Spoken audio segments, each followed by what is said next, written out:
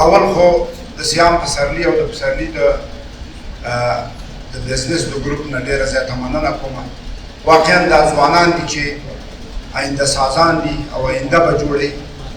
تاسو ځوانان یاستئ چې تاسو به د وطن دپاره فکر کوئ او هغه لارې چې روغې دي صحیح دي په هغو لارو به ځئ. که چېرته ځوانان په منحرفه لار لکه یو تعداد چې اوس په یو حالت کې دي چې تنها د دوی صدا روحیه ده چې څنګه وران کړي څنګه یې مړ کړي. د دې نه موږ راوګرځو او زموږ ځوانان په دې فکر شي چې څنګه یې جوړ کړو، څنګه یې ودان کړو، څنګه نور بل انسان ته ګټه ورسوو. دا مفکوره که پیدا شي په دې 100 کاله کې ډېره زیاته ضعیفه وه، دا به ډېره ښه وي. نو زه په لومړي قدم کې د دې پروګرام د ترتیبونکي نه خصوصا پسرلي صاحب د ده د خانم او نورو دوستانو نه مننه کوم. پسرلی صاحب یو ځوان او په اقتصادي لحاظ باندې متشبث سړی دی، زموږ سره همکارو. ډېره زیاته مننه کوم چې داسې نوښتونه کوي، که نمایشګاوې جوړوي، که پروګرامونه جوړوي، ټولې د ابتکار نه ډکې دي، د وطن د ګټو دپاره دي. زه ښه راغلاست ورته وایم او زه دا تقدیروم او د یو سپین ږیري په حیث باندې د سکتور خصوصي د یو غړي په حیث د افغانستان د یو تجار په حیث باندې زه ورسره همکار یم. دوستانو زما دپاره ډېره زیاته سخته ده ځکه چې جناب لایق صاحب زما استاد دی، دلته ناست دی، سیدي صاحب مې ملګری دی، یو ځای مو سره وظایف ترسره کړي دي په دغه 40-50 کالو کې، خصوصا په دغه 40 کالو کې سره یو ځای په دې ټولو حوادثو کې.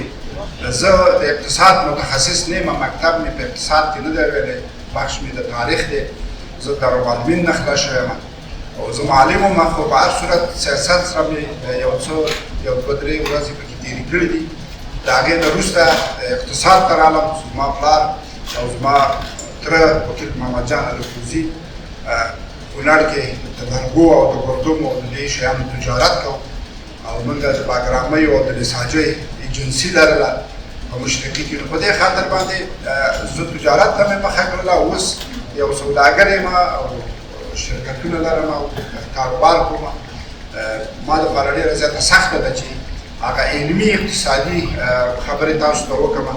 اما هغه څه چې زما تجربې دي او ما په عنعنوي تجارت کې لیدلي دي هغه به ستاسو سره شریکې کړم او هغه به تاسو ته ووایم. چا سوال وکړو بیا زه حاضر یم چې هغه ووایم. دغه 100 کلنه دوره چې واقعا یو طلایي دوره وه او په دې کې په دې 100 کالو کې نه تنها چې یو دفعه په نړۍ کې صنعتي انقلاب وشو، الکترونیکي انقلاب وشو او دا اوس موږ ته یو الکترونیکي انقلاب د پای ته رسېدلو په حالت کې نوي حالت راځي په نړۍ کې. افغانستان په ډېر بد حالت کې او ټول په دې فرصت کې نه و چې د دغه خوځښتونو نه یا د دغه علمي پیشرفتونو نه چې په جهان کې رامنځته کېږي، خصوصا د جنګ جهاني نه وروسته چې سړه جګړه شروع شوه. په دې کې موږ په جنګ باندې اخته وو او موږ په ډېرو مشکلاتو داخلي کشمکش باندې اخته وو. هغه پروګرامونه او هغه پلانونه چې غازي امان الله خان درلودل او هغه ورته پاملرنه په هغه وخت 100 کاله مخکې کړې وه، هغه پاتې شول. په هر صورت دوستانو، استادان دلته ناست دي. افغانستان په 15000 کلن تاریخ کې داسې افغانستان نه و. که اریانا و تاسو لوستلی شئ، اریانا هم په هغه وخت کې اقتصادي پلات و او په هغه ځای کې تشبث موجود و، د ورېښمو لاره وه، دلته تجارت کېده او د هند دوی وچې ته تجارت زموږ جریان درلودل. په هغه وخت کې هم زموږ لاسي صنایع او زموږ تجارت، زموږ معدنیات، زموږ زراعت د نورو پلاتونو نه یا د نورو تمدنونو نه په تاریخ کې برتري لري او واقعا چې هغه یو ښه حالت و. په هغه وخت کې هم هغه په تاریخ کې شته دی او بدون د اقتصاد نه سیاست نه کېږي، بدون د اقتصاد او د ژوند نه چې په اقتصادي پایه ولاړه ده. زیربنا چې د جامع ده هغه اقتصاد دی. تر څو تاده او په اقتصاد باندې کې نه اخیستل شي، په هغه وخت کې که امپراتورۍ وي، که جنګونه و، که هر شی و چې چا به ډېر پیسې ونه لرلې، چا به ډېره طلا ونه لرله، چا به ډېر عسکر ونه لرل، چا به ډېر آسونه ونه لرل، سواره به یې ونه لرل، هغه امپراتوري نه شوه کولی. هغه زمانه وه سره تېره شوله او په هر صورت باندې راروانه وه. افغانستان د هغې نه په ډېرو موفقو حالتو کې رایسته شوی دی. د اریانا تاریخ معلوم دی اوسنی افغانستان او شاوخوا ټول مملکتونه د ایران په شمول د مرکزي اسیا په شمول اوسنی پاکستان دا ټول هغه څوک چې په دې پلات کې ژوند کوو او د دغه اقتصادي ارزښتونو نه البته ګټه اخیستله او په هغې کې شریک دي په دغه تاریخ کې او په دغه اقتصاد کې شریک دي. وروسته د هغې نه چې حوادث راغلل دوستان خبر دي، مورخین شته، استادان دلته شته، خصوصا د افغانستان د جوړولو نه وروسته چې میرویس نیکه تاداو د دغه حکومت د مرکزي په افغانستان کې کېښوسته او افغانستان رامنځته شو او احمدشاه ابدالي هغې ته ادامه ورکړله. په هغه وخت کې هم اقتصاد ځان ته ځای درلود او په اقتصادي خوځښت باندې موږ پسې وو.